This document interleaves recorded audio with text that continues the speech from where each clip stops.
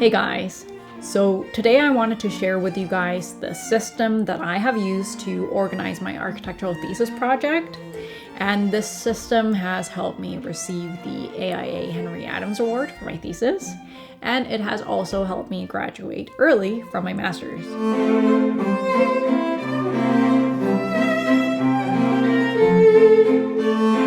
Hey guys, welcome back to the channel. If you're new here, my name is Dami and I am a licensed architect in beautiful Vancouver, BC. On this channel, I talk about architecture and design and give you some tools and strategies to help you through architecture school and in your architectural careers. Also, I just want to note that I know many of you have asked me if I can share my thesis project, but I hope you guys can understand. This 300-page book is my thesis project, so I am still trying to figure out how to take this and my thesis presentation, which was designed for an architectural audience like my juries and my peers, and turn it into an engaging 15-minute video for YouTube. So please be patient. And without further ado, let's just jump right into it. So I organize everything in OneNote. This was before Notion. I use Notion now. I have upgraded. But OneNote is really good for just some simple 2-3 level organization. And that's kind of all I needed when I was doing my thesis. So it's divided into notebooks. So I had my thesis notebook, and within the notebook you can have different chapters, and within the chapters you can have different sections. And I also have my thesis folder, and it's a little bit of a mess, but please don't judge me. I just want to show you how I have created the structure. Within the structure, I have not really kept it super organized, but I think it'll still be helpful for you to see, so I'll go through that as well.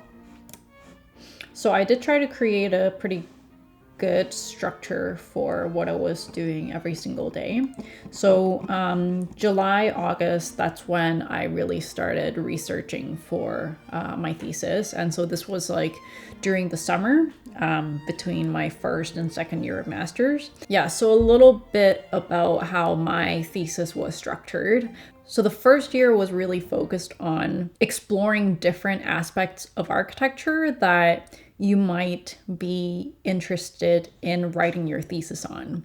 So the first semester, we researched all of the firms that were participating in the Chicago Biennial. We were given like 2-3 firms to research. Each person was able to pick a couple of the firms that kind of aligned with their interests and write a sort of manifesto and do a little presentation on those firms and how they aligned with what you wanted to pursue. It was also about learning how to represent things in a more conceptual and theoretical way.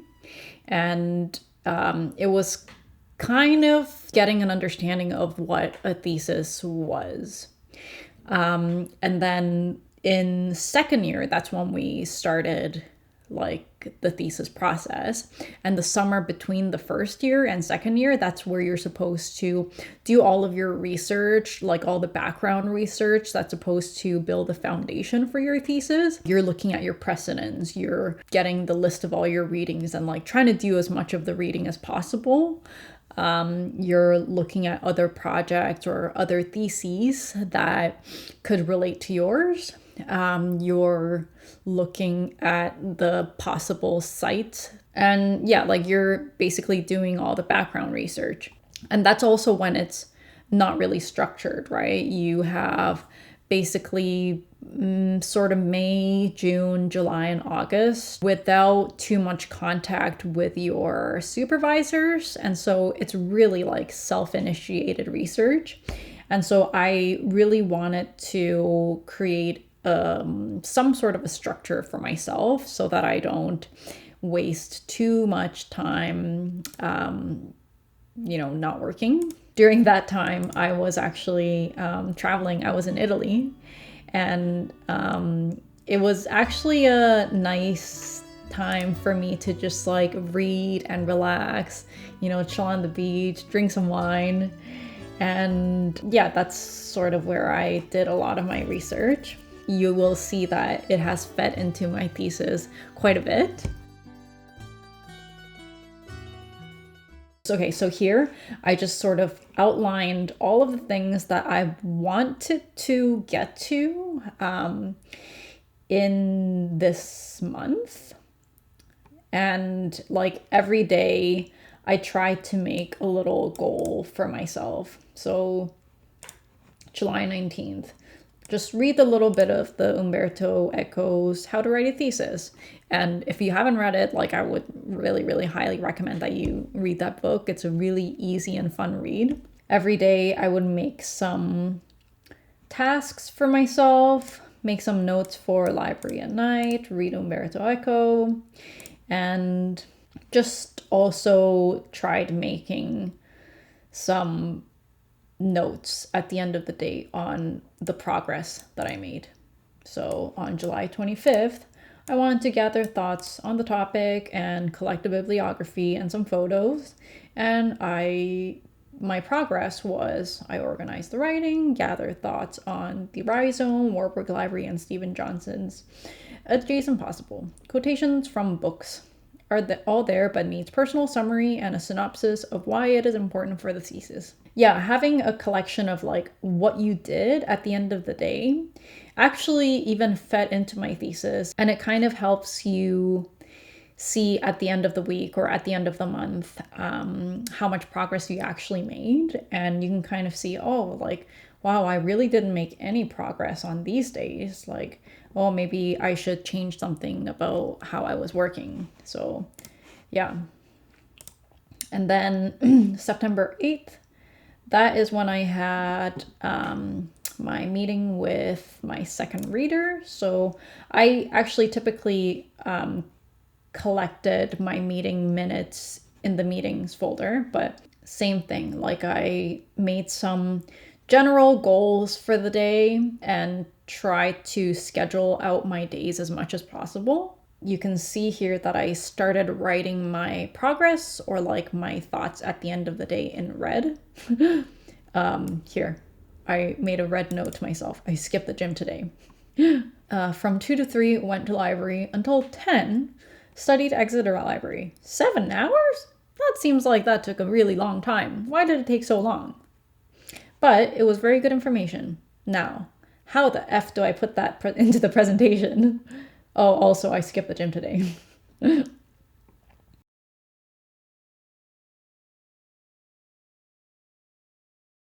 This must have been very close to the presentation because I had quite a lot of things that I was supposed to do. And then here, October, I think this was like right after my very first presentation. And so I kind of just took the notes from the presentation here on the side. And I tried to create a task list out of that and try to divide that throughout the month. And you can see how I have created some task lists here. And yeah, that's pretty much the structure of it. March, final push. April, wrap up. And then here I have my meetings with my supervisors. So these are basically my meeting minutes, and it's kind of a collection of like what we discussed at the meetings, because very, very, very easy to forget. So always good to have something written down. And then writing. This is the chunk of what makes a thesis look like this. And as you can see, I went through many iterations of the writing. And, there isn't really One of the things that I found really helpful is just to create an initial table of contents. So yeah, here.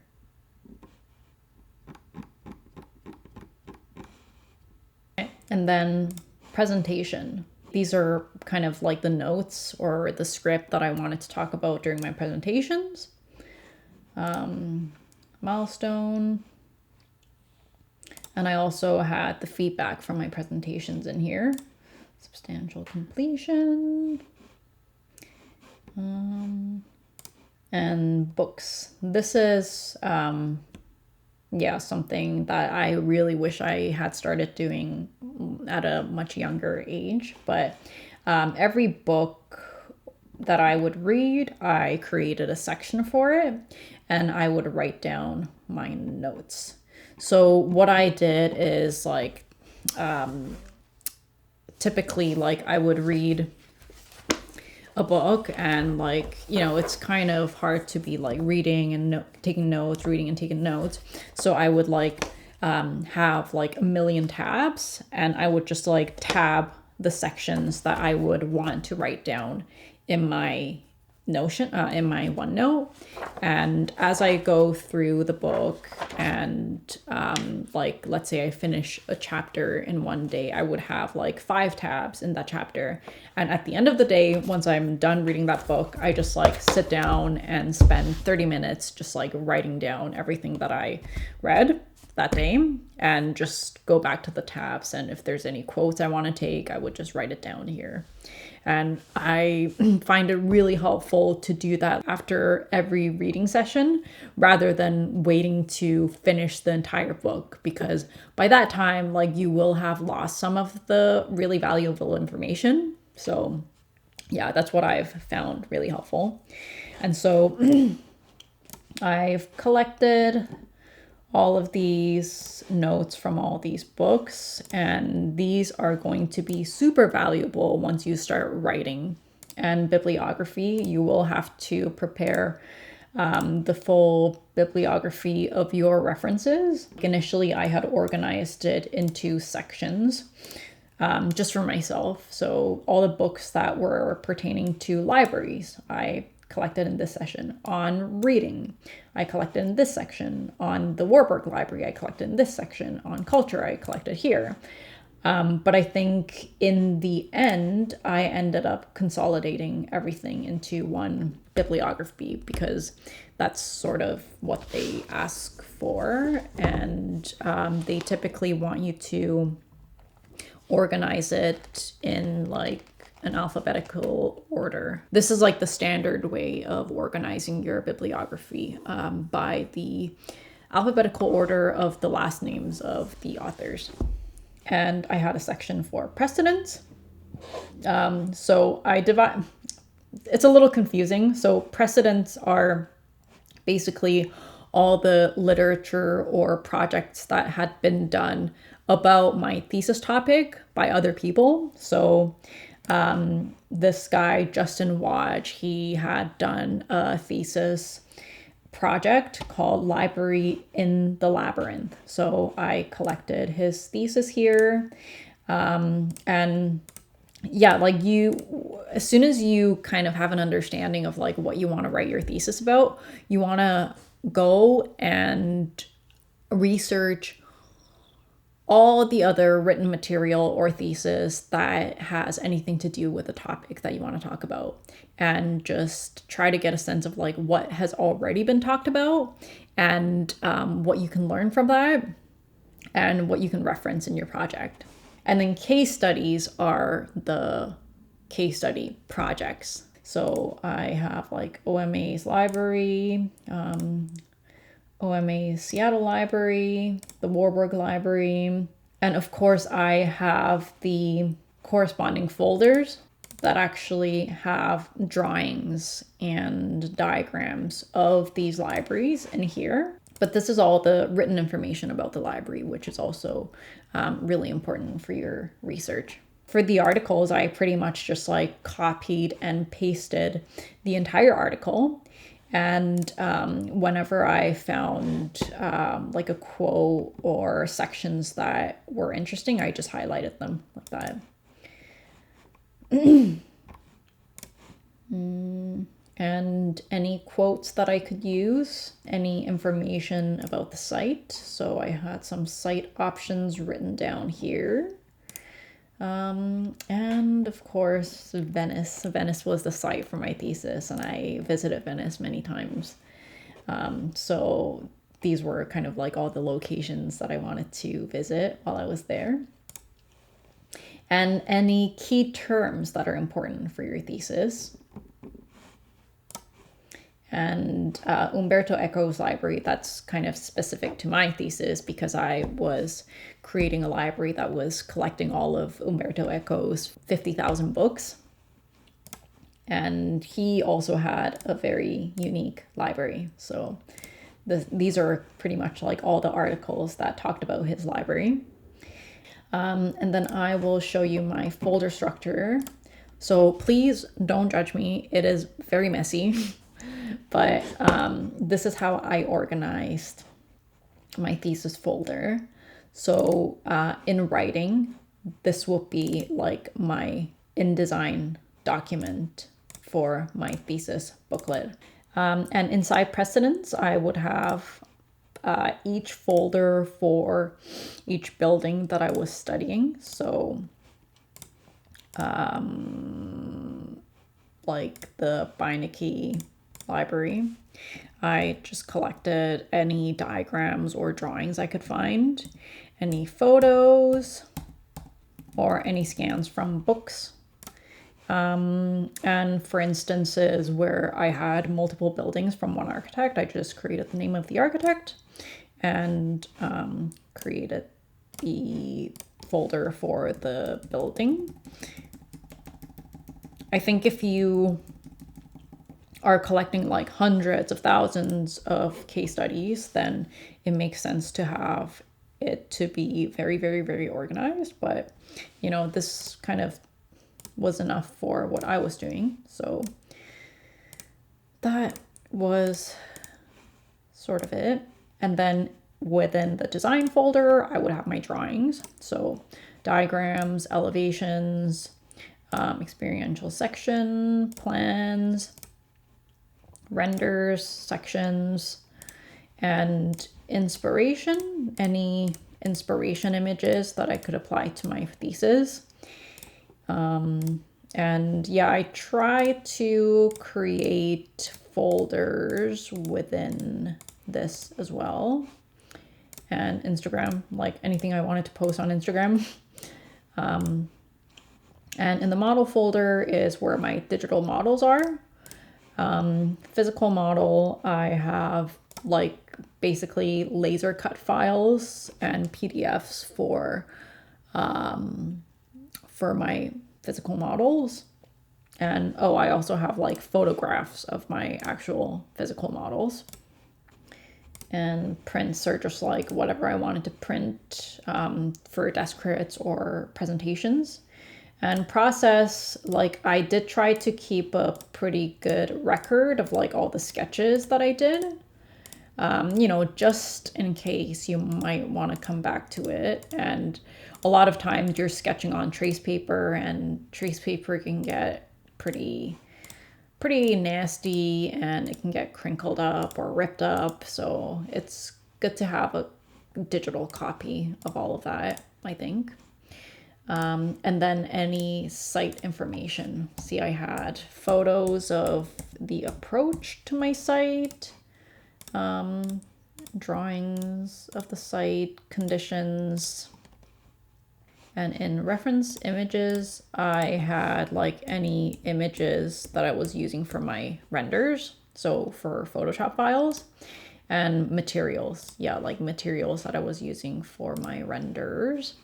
And same people for renders and diagrams. And readings, any PDFs of the readings I was doing.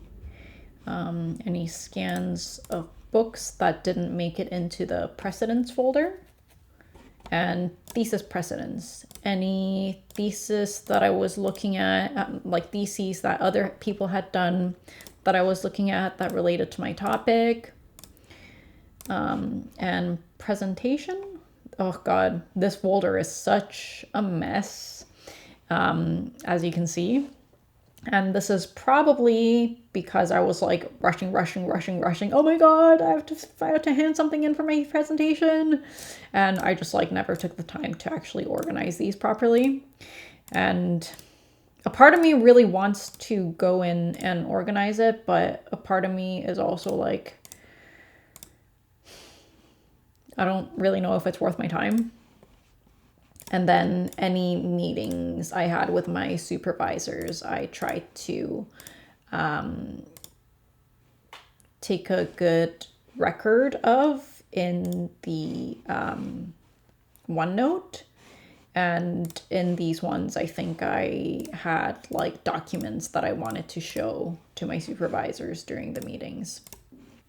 And the book is like my final book, like the final thing. I think everyone has a different way of organizing their theses, but this is how I did it and it worked for me. Try to keep it a little bit more organized than I did, but I think my strategy was just to keep a pretty good record of everything I was doing every single day. And also I just tried to keep a really good record of everything I was reading and everything I was looking at. Just because you are going to encounter so much material when you're doing your thesis. And a lot of that stuff did make it into the book. And because Notion and, because OneNote and Notion as well, and, pretty much all of the digital note-taking software, you can sort of go into like the search bar and search for a word, and it'll show you like all the sections that this word is in. So that's a really helpful way of filtering out information. I also have some other videos like how to present case studies and how to present your work in a compelling way. I will leave them up here. Hopefully you guys found this helpful. And if you found this helpful, please give me a thumbs up. And let me know if you have any questions in the comments, and I'll try to get back to you. I will try to make more content about architectural theses because I had a lot of fun making my thesis. And I think if you, kind of start doing your research early and you find a topic that you really like, you will have an incredible, incredible time.